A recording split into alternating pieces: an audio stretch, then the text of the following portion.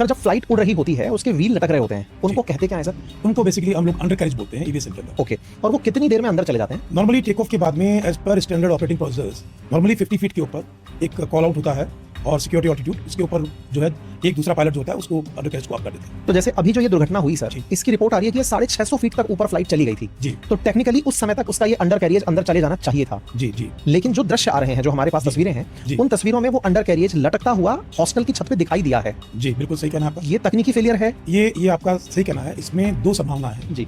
एक संभावना ये है कि क्योंकि पायलट को हो सकता है कि पायलट को जस्ट एयरबोर्न होते ही टेक ऑफ करते ही उससे ये रियलाइज हो गया होगा कि जहाज जो है वो प्रॉपर थ्रस्ट जो है या इंजन में कोई खराबी आ गई है या उसके सामने इंडिकेशन कोई आ रहा होगा। ये तो इन्वेस्टिगेशन में पता लगेगा हमें कि उसके जो फ्लाइट डाटा रिकॉर्डर से हमें पता लगेगा, जो लगभग 25 से 30 हज़ार डाटाज होते हैं वो एट ए टाइम वो रिकॉर्ड करता है।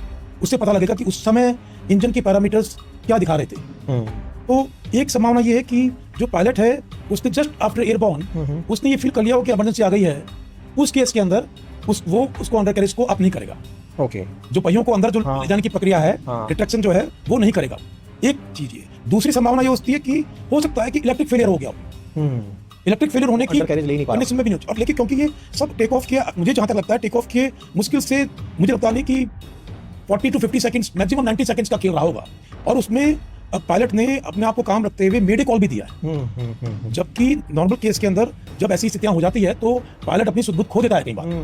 उसको भूल जाता है कि उसको स्टैंडर्ड प्रोसीजर क्या है जब इंसान को मौत दिख रही होती है सामने। लेकिन उसने मेडे कॉल दिया। दैट मींस ये हो सकता है कि उसको कॉकपिट में जो पैरामीटर्स है, इंजन के पैरामीटर्स, वो कुछ और शो कर रहे हो सकता है कि कॉकपिट के अंदर फ्यूम्स हो, स्मोक हो सकता है कि इंजन पैरामीटर्स जो हैं वो रेड लाइन क्रॉस कर गए हो। तो ये सब एक इन्वेस्टिगेशन के बाद